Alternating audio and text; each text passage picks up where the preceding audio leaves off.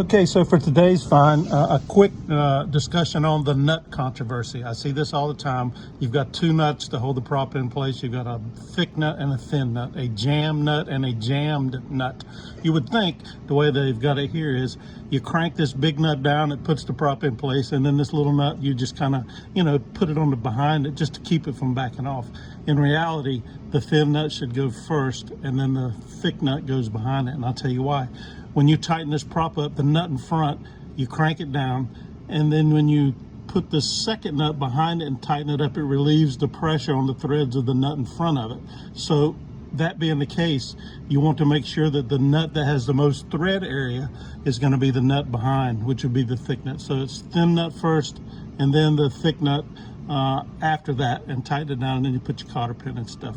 I used to see them all the time like this. Is it critical? No, but technically it's inaccurate.